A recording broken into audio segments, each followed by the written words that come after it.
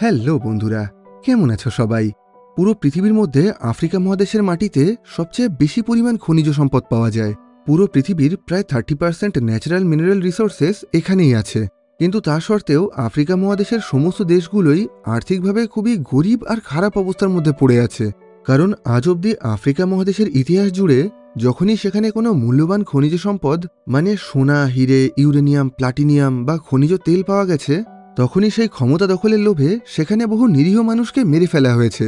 আর আফ্রিকার সেই নৃশংস কাহিনী থেকে তৈরি আমাদের আজকের সিনেমার নাম ব্লাড ডায়মন্ড। 2006 সালে মুক্তি পাওয়া এই সিনেমার IMDb রেটিং 8। তো গল্পটা শুরু হয় 1999 সালে ওয়েস্ট আফ্রিকার সিয়েরা লিওন নামের ছোট্ট একটা গ্রাম থেকে। সেখানেই আমরা সোলোমন ভেন্ডি নামের এই লোকটাকে দেখতে পাই। ও সমুদ্র থেকে মাছ ধরে খুবই কষ্ট করে নিজের সংসার চালাতো, কিন্তু এসব কিছুর মধ্যেও ও নিজের পরিবার নিয়ে খুবই সুখে ছিল। ওর পরিবারে ওর স্ত্রী, ওর দুটো বাচ্চা মেয়ে আর ওর বড় ছেলে ডিয়া থাকত। একদিন সোলোমন যখন ও ছেলের সাথে কাজ করে বাড়ি ফিরছিল, তখনই ও লক্ষ্য করে দূর থেকে একদল লোক গাড়িতে করে গুলি চালাতে চালাতে ওদের গ্রামের দিকে এগিয়ে আসছে। আর কিছুক্ষণের মধ্যেই ওরা এই গ্রামে ঢুকে সেখানে থাকা নিরীহ মানুষদের ওপরে এলোপাথাড়ি গুলি চালিয়ে তাদেরকে মেরে ফেলতে শুরু করে। দূর থেকে এসব কিছু দেখে সোলোমন খুবই ভয় পেয়ে গেছিল।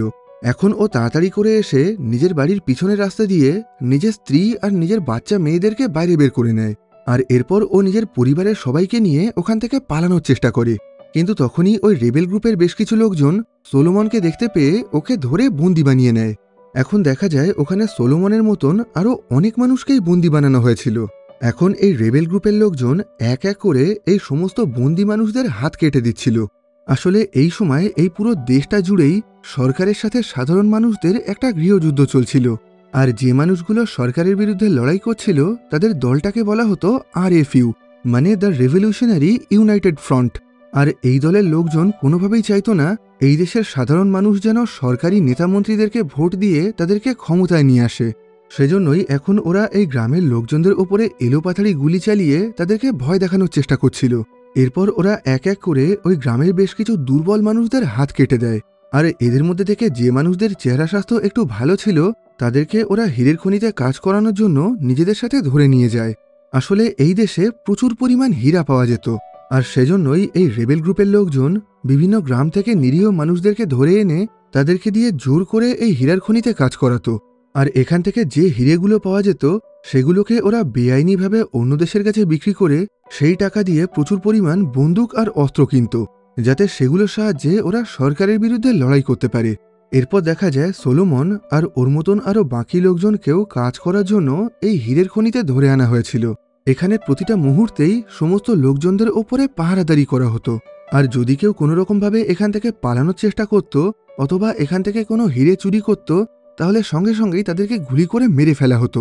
অন্যদিকে আমরা ড্যানি আর্চার নামের এই লোকটাকে দেখতে পাই। একটা সময় ড্যানি সেনাবাহিনীতে ছিল, আর সেখানে ও অনেক যুদ্ধে অংশগ্রহণ করেছিল। কিন্তু এখন ও সেই সমস্ত কাজ ছেড়ে দিয়ে বন্দুক আর অস্ত্র স্মাগলিংয়ের কাজ করে। ও এই রেবেল গ্রুপের লোকজনদের কাছ থেকে হিরে নিয়ে তাদের কাছে বন্দুক সাপ্লাই করে। কিন্তু একদিন এই দেশ থেকে বেআইনিভাবে হিরে পাচার করে অন্য দেশে নিয়ে যাওয়ার সময় ও এই দেশের সেনাবাহিনীর কাছে ধরা পড়ে যায়, যে কারণে ওকে গ্রেফতার করে জেলে নিয়ে যাওয়া হয়। অন্যদিকে দেখা যায় সোলোমনকে যে হীরের খনিতে বন্দি বানিয়ে রাখা হয়েছিল সেখানে কাজ করার সময় ও বিশাল বড় একটা হীরের টুকরো খুঁজে পেয়েছে। সোলোমন খুব ভালোভাবেই বুঝতে পারে এই হীরেটা প্রচুর দামি, কারণ এর আগে এত বড় হীরে এখানে কখনোই খুঁজে পাওয়া যায়নি। সেজন্য এখন ও সুযোগ বুঝে ওই হীরেটা নিজের পায়ের আঙুলের মধ্যে লুকিয়ে রেখে দেয়। আর তারপর ও বাথরুম করতে যাওয়ার নাম করে পাশেই একটা ঝোপের মধ্যে চলে যায়।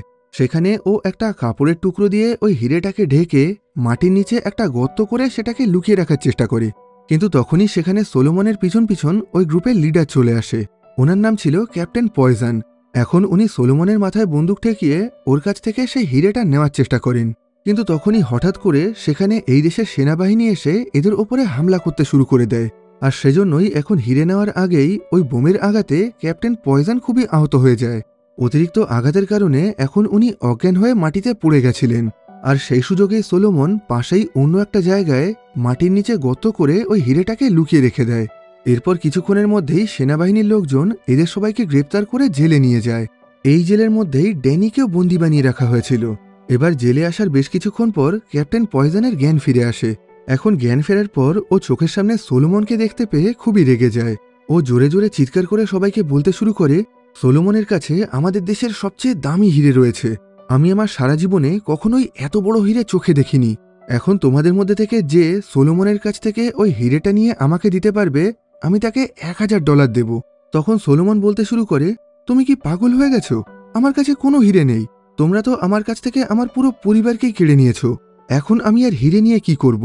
এই কথা বলেই ও নিজের সমস্ত জামা কাপড় খুলে বলে, তোমার যদি বিশ্বাস না হয় তাহলে তুমি আমাকে পরীক্ষা করে দেখতে পারো। এদিকে পাশের থেকে ড্যানি ওদের এই সমস্ত কথাই শুনছিল। আর সবকিছু শোনার পর ও খুব ভালোভাবেই বুঝতে পারে সোলোমন এখন মিথ্যা কথা বলছে, আর ও সত্যি সত্যি নিজের কাছে একটা বড় হিরে লুকিয়ে রেখেছে। এই ঘটনার কিছু মাস পর ড্যানিকে জেল থেকে ছেড়ে দেওয়া হয়। জেল থেকে বাইরে বেরোনোর পর ও নিজের একটা বন্ধুর সাথে কথা বলে সোলোমনকেও ওই জেল থেকে বাইরে বের করার ব্যবস্থা করে, যাতে ও পরবর্তীকালে সোলোমনের কাছ থেকে সেই হিরেটা নিতে পারে। এই ঘটনার কিছুদিন পরেই ড্যানির কথা মতন ওর বন্ধু সোলোমনকে জেল থেকে বাইরে বের করে আনে আর ওকে ড্যানির সঙ্গে দেখা করতে বলে। কিন্তু সোলোমন ড্যানির সঙ্গে কোনোরকমভাবে যোগাযোগ না করেই ওখান থেকে চলে যায়। অন্যদিকে শহরের একটা বারের মধ্যে ড্যানির সাথে ম্যাডি নামের এই মেয়েটার পরিচয় হয়। ম্যাডি পেশায় একজন সাংবাদিক ছিল, আর এই দেশ থেকে কিভাবে বেআইনিভাবে হিরে পাচার করে অন্য দেশে পাঠানো হয় ও সেই ব্যাপারে একটা আর্টিকেল লেখার চেষ্টা করছিল। আর ও খুব ভালোভাবেই জানতো ড্যানি এই হিরে পাচারের কাজটা করে। ড্যানি এই দেশ থেকে বেআইনিভাবে হিরে পাচার করে সেগুলোকে ভ্যান্ডিক্যাপ নামে লন্ডনের খুবই বড় একজন ব্যবসায়ীর কাছে বিক্রি করত। এখন ম্যাডি ড্যানির সাথে বন্ধুত্ব করে ওর কাছ থেকে খুবই চালাকির সাথে এই হিরে পাচারের সম্পর্কে সবকিছু জানতে চাইছিল। ম্যাডি বলে এই দেশে প্রচুর পরিমাণ হিরে পাওয়া যায়, কিন্তু বিগত 5 বছরের মধ্যে এই দেশ থেকে সরকারিভাবে $1 হিরে বিদেশে পাঠানো হয়নি। কিন্তু সেই জায়গায় এদের প্রতিবেশী দেশ অর্থাৎ লাইবেরিয়া থেকে বিগত 5 বছরের মধ্যে $2 বিলিয়ন হিরে এক্সপোর্ট করা হয়েছে। আমি খুব ভালোভাবেই জানি এই দেশের লোকজনকে দিয়ে জোর করে হিরের খনিতে কাজ করানো হয়, আর তারপর সেই হিরেগুলোকে বেআইনিভাবে স্মাগলিং করে ভ্যান্ডিক্যাপ নামে লন্ডনের খুবই বড় একজন ব্যবসায়ীর কাছে বিক্রি করা হয়। এখন আমি জানতে চাই এই কাজগুলোকে তুমি কিভাবে করো, কারণ এই বিষয়টা নিয়ে আমি পেপারে একটা আর্টিকেল লিখতে চাই। কিন্তু ড্যানি যখন জানতে পারে ম্যাডি একজন সাংবাদিক, তখন ও ম্যাডির কথার কোনো উত্তর না দিয়েই ওখান থেকে চলে যায়। অন্যদিকে দেখা যায় জেল থেকে বাইরে বেরোনোর পর সোলোমন এখন শহরের বিভিন্ন রিফিউজি ক্যাম্পে ঘুরে ঘুরে নিজের পরিবারকে খোঁজার চেষ্টা করছে, কিন্তু অনেক চেষ্টা করার পরেও ও তাদেরকে কোথাও খুঁজে পায় না। অন্যদিকে দেখা যায় সোলোমনের পরিবার আর ওদের গ্রামের আরও বেশ কিছু লোকজন এখন বিভিন্ন জায়গায় ঘুরে ঘুরে আরইউএফ গ্যাংয়ের লোকজনের কাছ থেকে পালানোর চেষ্টা করছে। কিন্তু এইভাবে বেশ কিছুদিন যাওয়ার পর একদিন আরইউএফ এর লোকজন এদেরকে খুঁজে বের করে, আর এখন ওরা এদের মধ্যে থেকে সমস্ত বাচ্চাদেরকে নিজেদের সাথে ধরে নিয়ে যায়, যাদের মধ্যে সোলোমনের বড় ছেলে ডিয়াও ছিল। এখন ওরা ওই বাচ্চাদেরকে ধরে এনে ওদেরকে বন্দুক চালানো শিখিয়ে লড়াই করার জন্য ট্রেনিং দিচ্ছিল, যাতে পরবর্তীকালে এই বাচ্চাগুলো সরকারের বিরুদ্ধে লড়াইতে ওদেরকে সাহায্য করতে পারে। এখানে এই সমস্ত বাচ্চাদেরকে বিভিন্ন উল্টোপাল্টা মিথ্যে কথা বলে ব্রেন ওয়াশ করে রাখা হতো, আর ওরা সবাই যাতে এখান থেকে পালাতে না পারে সেজন্য ওদেরকে সবসময় বিভিন্ন ভুলভাল জিনিসের সাহায্যে নেশার মধ্যে রাখা হতো। অন্যদিকে দেখা যায় ড্যানি এখন কর্নেল কার্জি নামের এই লোকটার সঙ্গে দেখা করছে। কর্নেল কার্জি একটা প্রাইভেট মিলিটারি কোম্পানি চালাতেন। এখানে ওই আরইউএফ গ্যাংয়ের সঙ্গে লড়াই করার জন্য এই দেশের সরকার কর্নেল কার্জি আর ওনার দলকে এখানে ভাড়া করে এনেছিলেন। ওদের কাজ ছিল রেবেলদের বিরুদ্ধে লড়াই করতে সরকারকে সাহায্য করা। এখন কর্নেল কার্জি বলে, আমি শুনলাম তুমি নাকি একটা বড় হীরের খোঁজ পেয়েছ। ড্যানি বলে, না না, আমি এখনও সেটাকে খুঁজে পাইনি।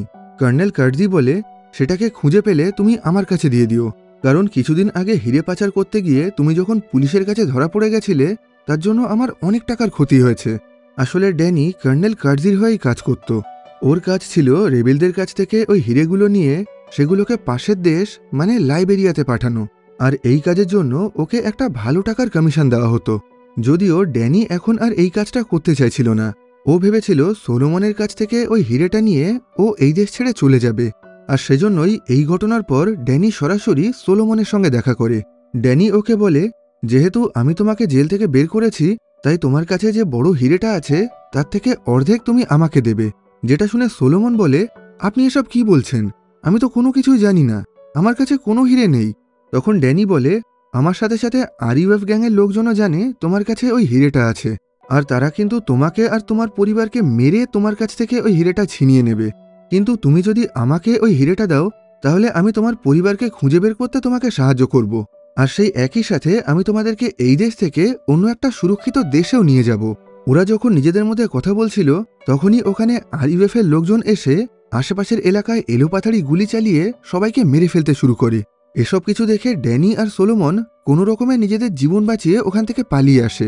অন্যদিকে দেখা যায় আরইউএফ এর লোকজন এখন সোলোমনের ছেলে আর ওর মতন বাকি সমস্ত বাচ্চাদেরকে এখন মানুষ খুন করা শেখাচ্ছিল।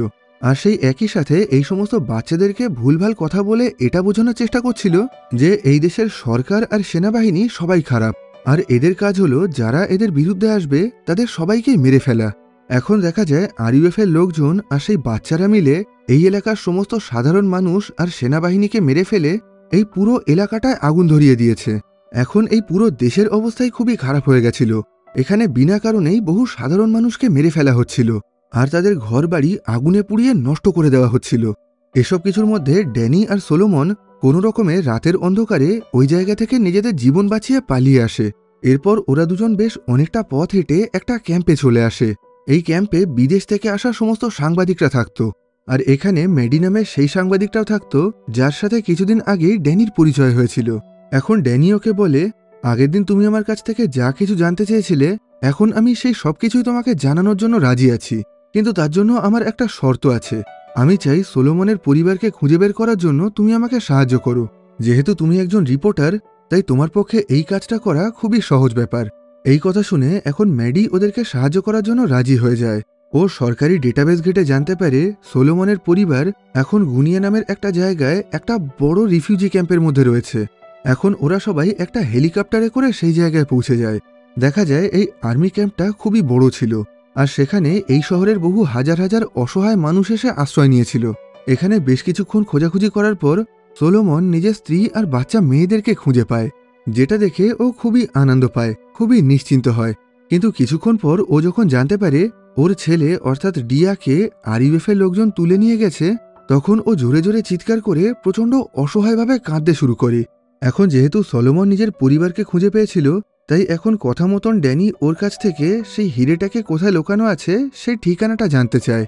সলোমন বলে, আমি সেই হিরেটাকে এখান থেকে অনেক দূরে থাকা একটা হীরের খনির পাশেই লুকিয়ে রেখেছি, আর সেই জায়গাটা এখান থেকে বেশ অনেকটাই দূরে। কিন্তু এখন সমস্যা হলো যেহেতু পুরো দেশ জুড়েই যুদ্ধ চলছে, তাই কোনো সাধারণ মানুষের পক্ষেই একসাথে অতটা রাস্তা যাওয়া কোনোভাবেই সম্ভব না। সেজন্য এখন ও আরও একবার ম্যাডির কাছে সাহায্য চায়। ড্যানি বলে, যেহেতু তুমি একজন নিউজ রিপোর্টার তাই তোমরা খুব সহজেই এই দেশের এক জায়গা থেকে অন্য জায়গায় যাওয়া আসা করতে পারো, তাই এখন আমি চাই তুমি আমাকে আর সোলোমনকেও নকল সাংবাদিক বানিয়ে তোমাদের গাড়িতে করে ওই জায়গায় নিয়ে যাও।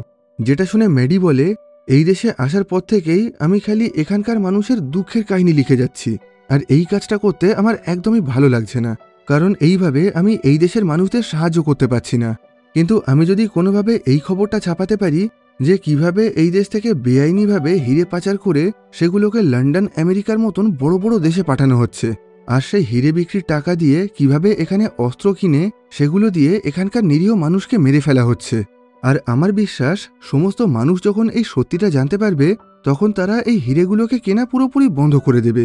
কিন্তু এই খবরটা ছাপানোর জন্য আমার অনেক ইনফরমেশন আর অনেক প্রমাণ লাগবে, যেটা শুধুমাত্র তুমিই আমাকে দিতে পারবে।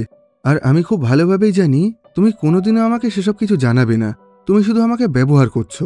যেটা শুনে ড্যানি ওকে একটা ছোট্ট ডায়েরি দেয়, যেটার মধ্যে সেই সমস্ত লোকের নাম, ফোন নাম্বার, অ্যাকাউন্ট নাম্বার আর ঠিকানা ছিল যারা প্রত্যেকেই এই হিরে স্মাগলিংয়ের কাজে যুক্ত আছে।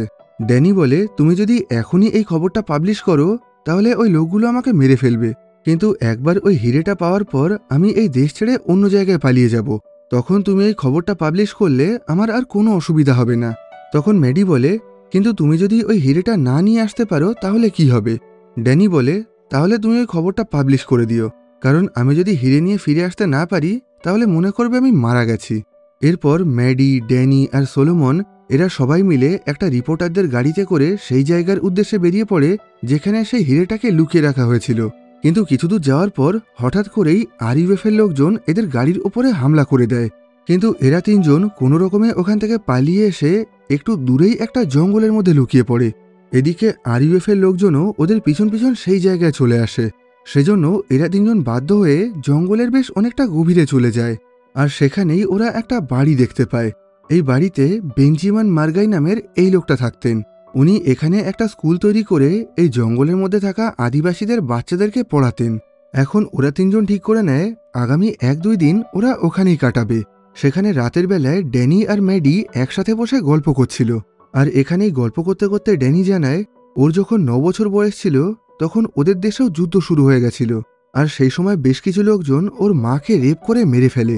আর তারপর ওরা ড্যানির বাবাকেও মেরে ওনাকে গলায় দড়ি দিয়ে ঝুলিয়ে দেয়। আর এই কথাগুলো বলতে বলতেই ড্যানি খুবই ইমোশনাল হয়ে যায়, যেটা দেখে ম্যাডি ওর হাত ধরে ওকে সান্ত্বনা দিতে শুরু করে। এর পরের দিন সকালে ওরা কর্নেল কার্জির সঙ্গে দেখা করার জন্য একটা আর্মি ক্যাম্পে পৌঁছে যায়। সেখানে যাওয়ার পর ওরা জানতে পারে আর কিছুক্ষণের মধ্যেই এই পুরো দেশে একটা যুদ্ধ শুরু হতে চলেছে, কারণ সরকারের তরফ থেকে এদেরকে আদেশ দেওয়া হয়েছে এই পুরো দেশের ওপরে হামলা করে আরইউএফ এর সমস্ত লোকজনকে মেরে ফেলা। তাই এখন যুদ্ধ শুরু হওয়ার আগে এই দেশে থাকা সমস্ত বিদেশি সাংবাদিকদেরকে ফেরত পাঠিয়ে দেওয়া হচ্ছিল, কারণ যুদ্ধের সময় এখানে থাকলে তারাও মারা যেতে পারে।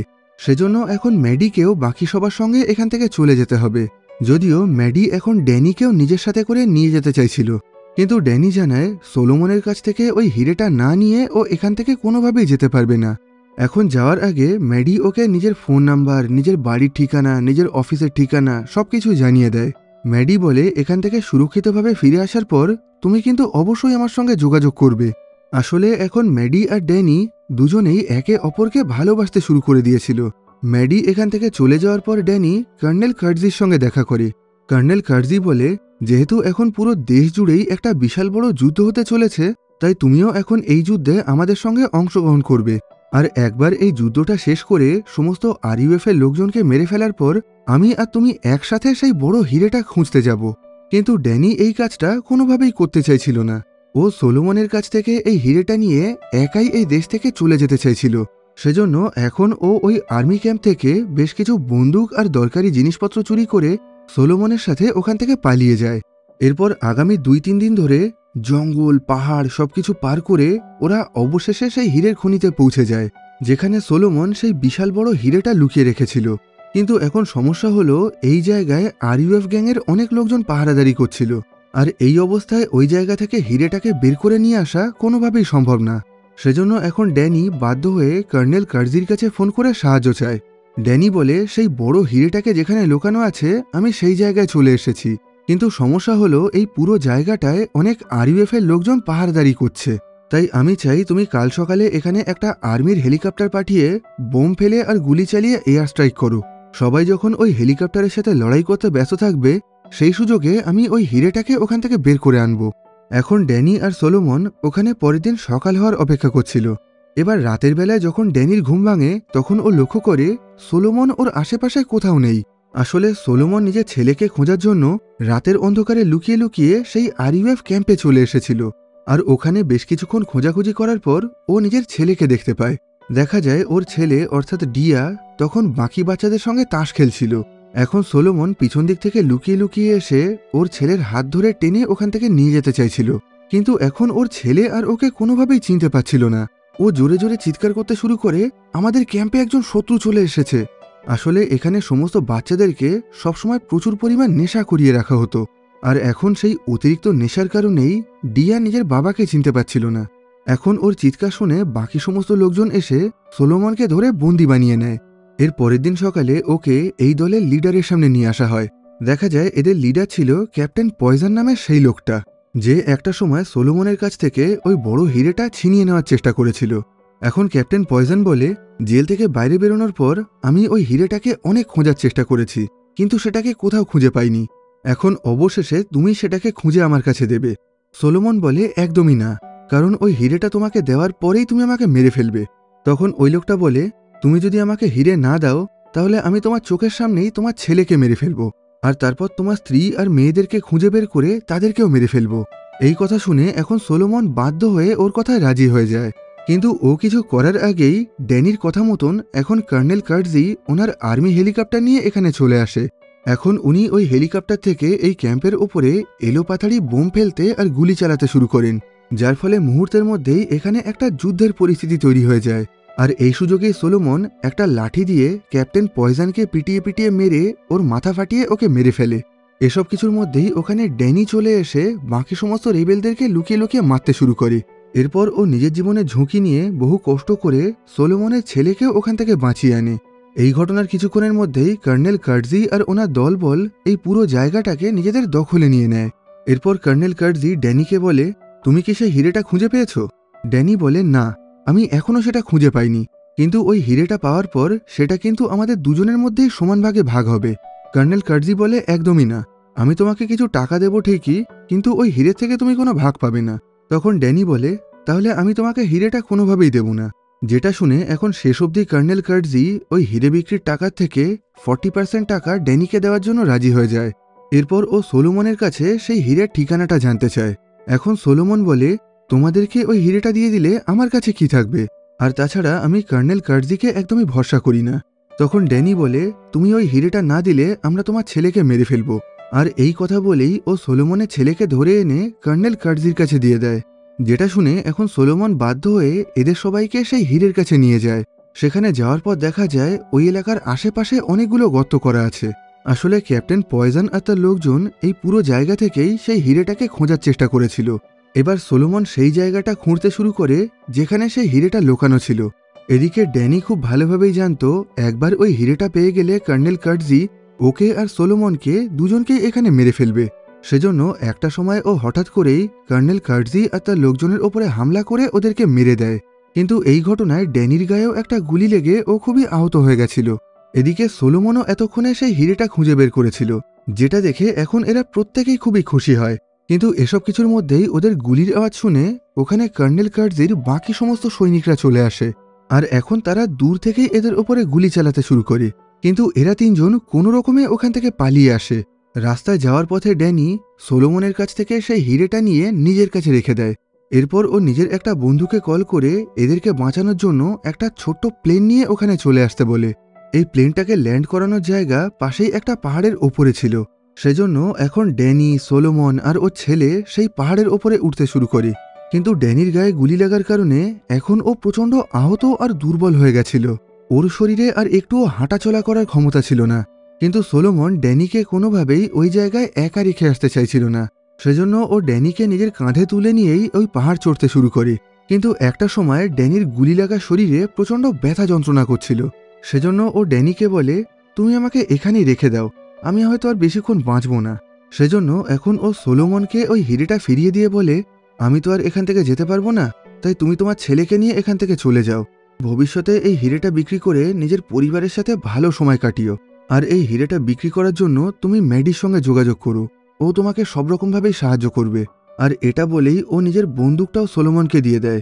ও বলে, যতক্ষণ না অবধি তুমি সুরক্ষিত জায়গায় পৌঁছাচ্ছ ততক্ষণ তুমি কাউকে বিশ্বাস করবে না, এমনকি এই প্লেনের পাইলটকেও না।